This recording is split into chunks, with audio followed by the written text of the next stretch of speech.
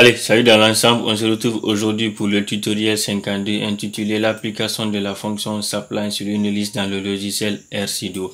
Avant de suivre le tutoriel 52, rassurez-vous vraiment d'avoir parcouru l'appel ici cette formation, c'est-à-dire du tuto 1 au tuto 51. Tuto 1 intitulé télécharger et installer le logiciel RCDO jusqu'au tuto 52, l'application de la fonction l'apply sur une liste dans le logiciel RCDO. Vouloir abriger ces étapes-là, dit directement de suivre le tutoriel 52, ça ne serait pas du tout évident. Si vous êtes nouveau sur ma chaîne YouTube, n'hésitez pas à vous abonner, voire activer la cloche de notification et pourquoi pas partager le lien avec des personnes qui veulent vraiment développer leur potentiel en statistique par le biais du logiciel RCDO. Allez, attaquons le tuto du jour. L'application de la fonction supply sur une liste dans le logiciel RCDO. Cette fonction se différencie de la fonction l'apply que nous avons vu dans le tutoriel précédent, car cette autre-là va nous permettre de générer ici des résultats sous forme d'objets très faciles à utiliser. C'est-à-dire, les objets-là peuvent être des types de vecteurs, des types matriciels, des types de jeux de données. Essayons de voir ici une liste que j'ai créée. J'ai déclaré ici une liste que j'ai appelée note, tout en assignant en utilisant la fonction liste. Et j'ai spécifié ici les notes des étudiants ici. Vous avez une étudiante Keta, une étudiante DAC et un étudiant ici Gabar. En lisant le contenu ici de ma liste, j'ai le retour ici de leurs notes. Maintenant, qu'est-ce que je veux faire? Je fais appel ici à la fonction supply, tout en spécifiant ici comme argument ici, vous avez la liste, puis la moyenne pour dire que je vais appliquer la fonction là à tous les éléments de ma liste et tout en disant que je vais prendre en compte aussi les données manquantes autant pour moi. Donc, je fais appel ici à la fonction ici sort.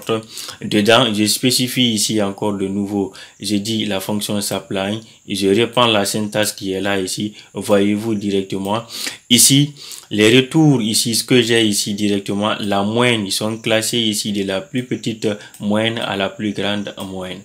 Et si je fais appel ici à la fonction classe, dedans ici, je spécifie encore la fonction supply.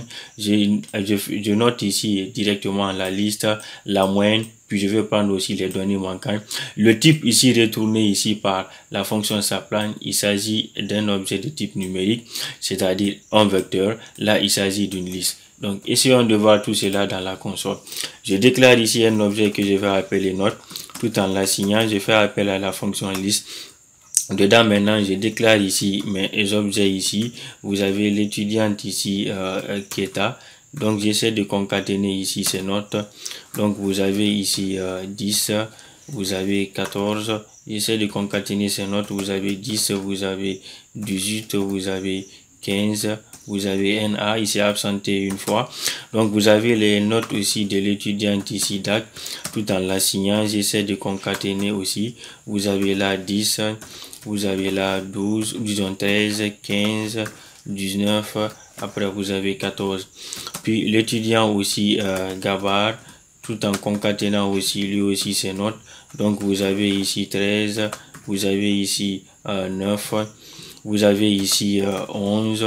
Vous avez ici 15, puis vous avez ici 17. Je valide sur entrée. Essayons de lire le contenu de ma liste que je viens de créer. Voici ce que j'ai ici comme retour. Maintenant, qu'est-ce que nous voulons faire? Je fais appel ici à la fonction supply. D'abord, je vous montre ici l'aperçu comment la fonction supply fonctionne. Il vous faut spécifier ici en argument ici votre liste puis la fonction que vous voulez appliquer. Donc, sachant cela déjà, donc on va essayer de faire cela. Je fais appel à la fonction supply dedans et j'essaie de spécifier ma liste tout en disant que je vais appliquer ici la fonction min ici, c'est-à-dire la moyenne à tous les éléments qui se trouvent ici dans ma liste.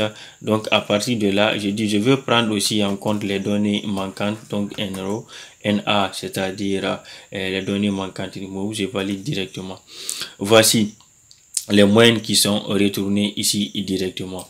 Maintenant, qu'est-ce que nous pouvons faire? Je peux d'abord non seulement réduire ici en tenant compte de la moyenne ici, donc essayons d'abord de faire la classification et on fera la réduction après. Je peux faire ici à la fonction ici sort, je valide cela, je spécifie encore la fonction supply.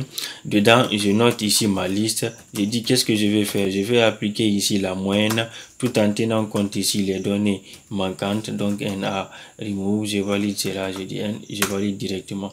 Voyez-vous directement. les notes ont été, c'est-à-dire la moyenne de leurs notes ici a été classée de la plus petite note à la plus grande note. Et si je veux encore cette fois-ci, je peux changer, je change ici la donne, je fais appel ici à la fonction, l'argument facultatif, et regardons, je fais appel à la fonction sort, dedans je spécifie, je dis, je fais appel à la fonction supply, en même temps je note ma liste. Qu'est-ce que je vais faire? Je vais appliquer ici la moyenne à tous les objets qui se trouvent dans ma liste, tout en tenant compte ici des données manquantes. Donc je valide directement. Et devant, je spécifie, je dis, je veux cette fois-ci l'argument facultatif du crazy pour dire que je veux de la plus grande moyenne à la plus petite moyenne. Je valide cela.